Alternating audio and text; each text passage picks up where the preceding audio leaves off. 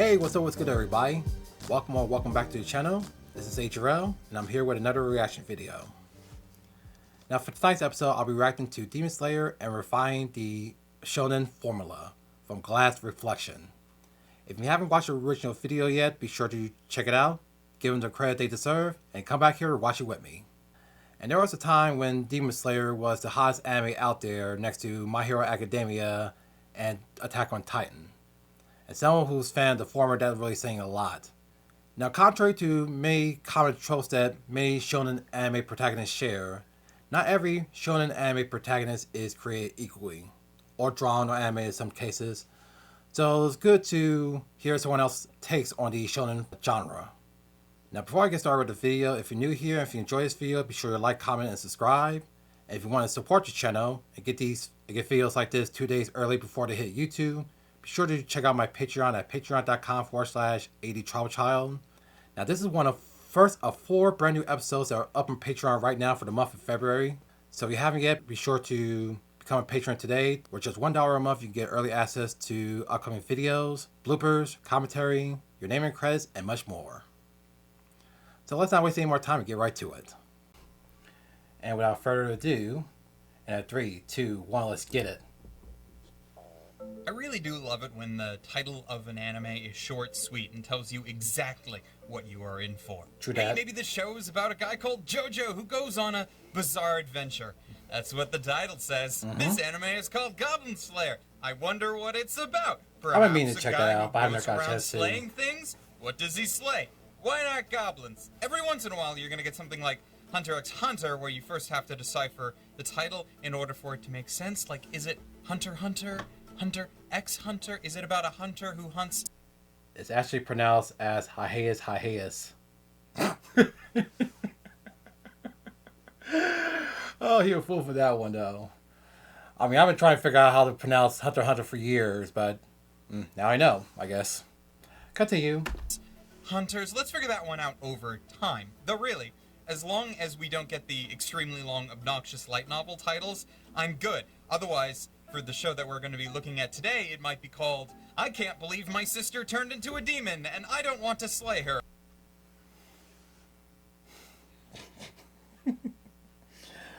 That title to me sounds like a synopsis more than a title. But of course, he's just bullshit. Everyone knows it's called Demon Slayer Kimetsu no Yaiba. But let's continue. Or something. Demon Slayer is a much better title. It is Very. short, sweet, and while you might think it wraps up the entire show's narrative in a nice little bow, so that it's easy to explain, it's actually a bit more complicated than that. Definitely. This video was brought to you by Crunchyroll and viewers like you. Thank you. Demon Slayer is a new anime from the talented folks over at Studio Ufotable. It does a lot of things right, but most of these are not necessarily obvious. When we talk about shonen anime, there are certain characteristics, popular tropes, and tried and true narrative formulas that get used and reused ad nauseum. Each time with the story trying to find a new angle from which to pull in a fresh audience. But here with I pretty much agree with what he's saying, because despite the common tropes that many anime protagonists share, as I mentioned at the beginning of the video, not all of them are the same, especially depending on the mangaka as well as the animation studio. Like, some of those anime protagonists still share some of those tropes, but they do have to mix it up with each series to to keep things feeling fresh, especially when it comes to anime. So I definitely understand what he's getting at here, but let's continue. Demon Slayer, I can't rightfully say that there are many things narratively that the series does differently. A lot of the story as written is painfully shonen, but that's not necessarily a bad thing, because if you play your cards right, a well-written story can invoke the same feelings as similar narratives without coming off as a carbon copy or a stolen plotline. You can have episodes with characters training to become stronger, only to fight in a competition in an enclosed area to prove their worth, and then join some organization of similarly skilled fighters without being called a ripoff to either My Hero Academia, Hunter x Hunter, or the slew of shows in the genre that came before them. Even if all of these episodes follow the same narrative beats, we don't tire of them. There are enough new elements to the stories with just the characters alone to push your interest through to the end. This is a fine line that Demon Slayer rides very well. Very. Episode 1 opens up with the introduction of our protagonist, Tanjiro, who is off to sell charcoal in the nearby town to help support his family. As he is a friendly fellow, he tends to spend far too much time helping out as many townspeople as he can. This makes him late to arrive home, too late to stop a demon from massacring his family. Everyone is dead with the exception of his sister, who is the sole survivor, having been turned into a demon herself by the attack. Tanjiro is then forced to defend his newly demonized sister from a nearby demon slayer, who was just following the trail of blood to their house.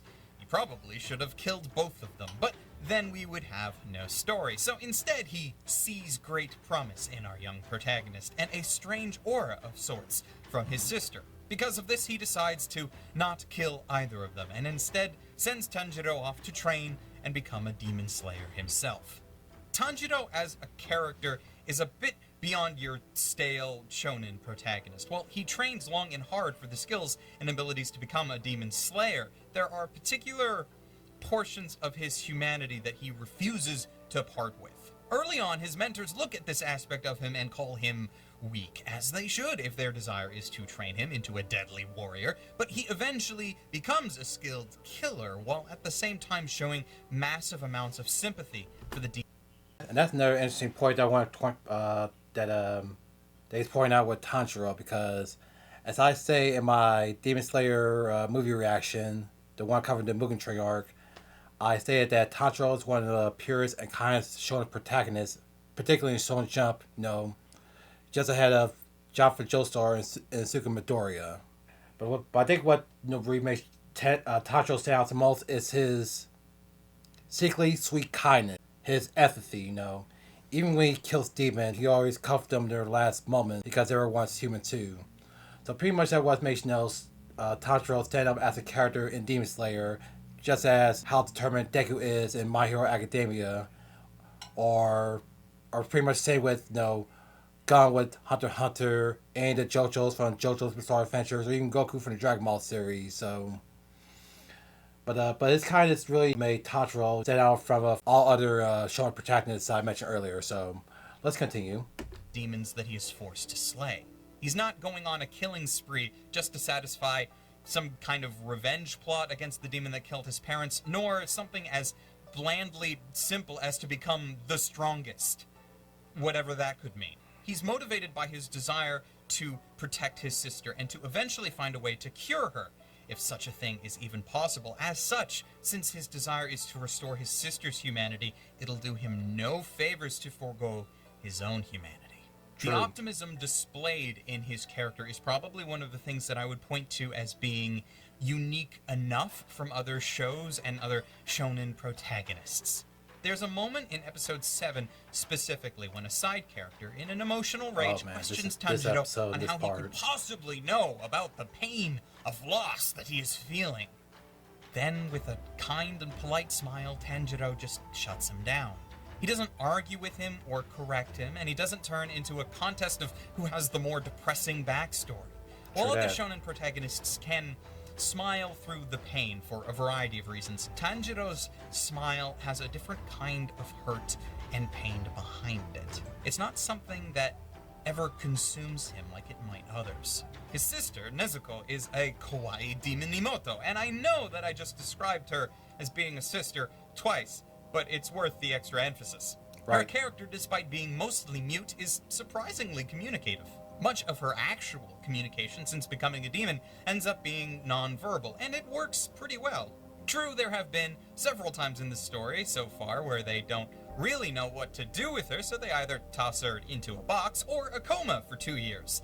But hopefully that was less because they don't know how to write a character like her properly, and more so only to further help bypass the training montage, or lack thereof. You see, every shonen has a training arc of some kind where our protagonist has to face some kind of basic trial that still nonetheless pushes their abilities to the max. That trial can vary from eating hair and lifting over at the beach to being stranded with your brother on an island somewhere until your master decides to come and pick you back up. What I liked about Demon Slayer, though, is that while it does have a training arc for Tanjiro, it doesn't take forever and a day. Right. It's really just one episode, even if in universe he's at it for over a year. Now, on the one hand, it's hard to invest heavily in both his actions over that year and also the relationships that he cultivates with his teacher and the other guides who help him out because, you know, it's just one episode and the lack of time doesn't help us cement these characters in our minds. But on the other hand, there's also only so much you can do with a training arc that hasn't been done before. So bypassing it in this way is quite refreshing. This is a great example of Demon Slayer holding many of the same tropes common to the genre, enough so that you can clearly see that it belongs in the genre, but not allowing that to bore its audience or to let the story become stale because of it. Alright. He actually makes an interesting good point though, especially going back to, about what I was saying earlier about, common anime tropes. Now, but as far as a training arc, which is pretty much a requirement for all shonen protagonists in any series, especially with Tanjiro's training, especially when trying to cram all that 2-3 years of training into one or a couple episodes, you can only, just tell so much. So we pretty much have to, keep the flow going, keep the place going, if that makes any sense. But let's continue.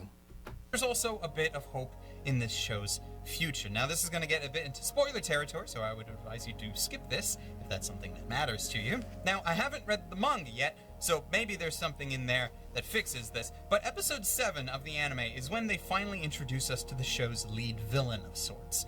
For me, this was strange for a number of reasons. First, there are many unexplained circumstances to demonstrate how this villain demon went from being, our lead baddie by killing Tanjiro's family to just pleasantly living in a city far away. Alright. Second, it's odd that this encounter occurred so soon. The series is supposed to wrap up, or at least end on a narrative stopping point, after 2 cores, about 24 episodes, so I was expecting far more foreshadowing of this villain over the course of the next 10 episodes or so, as Tanjiro hunts other demons to find out the villain's location or similar. So for Tanjiro to just have found him now under these circumstances was quite interesting. Spoiler section over. You can come back now. Again, a lot of this series is just tightening up the popular tropes of the genre and presenting them in a refined form, which I don't think would have worked as well if it were not for Ufotable at the helm. Now, I was worried about this production going into it, because while Ufotable has made some of my favorite anime of all time, and certainly has some of the best produced from an animation standpoint, unless it has something to do with Type Moon like Fate or Garden of Sinners, then it has otherwise been fairly unremarkable. I still remember being hyped as hell for God Eater a few years back, only for it to become a series that most of us have now forgotten about. And I'm sorry for pausing this, but just an unrelated note, I felt the same way about trying to get into One Punch Man. Even after trying a few episodes, I figured, no, it's just not for me. So I understand disappointing of anticipating a new upcoming anime, especially, when certain shows are popular at that time. But continuing with a few minutes left. That's a thing. I think Ufotable just needed some time to figure out some styles that worked. In this case, Demon Slayer is far more style than substance. Now, usually, what I just said, that phrase gets used in a negative light. It's meant to highlight the lack of a good story. However, as I have hopefully showcased, that's not necessarily the case here. There is a story, and for what it is well written and engaging, but if you are looking specifically for something unique that hasn't been done before, then yeah, you might want to take a gander elsewhere. That being said, though, Demon Slayer is more of a refinement of the narrative rather than an attempt at reinventing the wheel, and it is noteworthy for just how well it accomplishes that. But that is just up to present day and what we have seen so far. There's still quite a bit to go, and this has only been my first reaction to the series. Maybe the story will surprise us and turn into something quite different from what I am expecting. Time will tell. Alright, this is the last thing I'll pause this, but keep in mind this video came out 5 years ago, back when Demon Slayer, the anime, was picking up speed as far as popularity, so don't be surprised if you haven't saw this video out and see a bunch of shit that's left out in this video, because at the time we haven't got that much far to the story as what you try to say, but, you know. Thank you for joining me in this quick discussion. There will be streaming links in the description should you require them, brought to you by the wonderful sponsor of this video, Crunchyroll, and the awesome people over there. Please also let me know down in the comments what else you have been following this season, and hopefully we will get to talking about it in a future video, potentially a wrap-up for the season, as that is rapidly approaching. Lastly, a big thank you to all of my patrons who make these videos possible. And until next time, watch more anime. Getting close without touching the lens. Good. And stay frosty, everyone. Will do. Anyway, shout out to Glass Reflection for this enlightening video. I actually learned, a little bit more about common anime tropes as far as, Shonen protagonist goes, but it's a real enlightenment. Again, be sure to check out the Glass Reflection channel, give him the reflection they deserve. And there's any more videos from him that you want me to react to later on, then feel free to let me know down in the comments. But other than that, what do you think of Glass Reflection's Demon Slayer refining the Shounen formula? Like it? Hate it? Let me know your takes down in the comments below. As always, if you enjoyed this video, if you want to see more, be sure to like and comment. Keep a like by hitting that subscribe button and hit the notification bells. And don't forget, I'm on Patreon. $1 a month, behind the scenes, early access to episodes, the whole shebang-a-bang. But until next time, this is Adriel signing out. Y'all take care and keep it locked.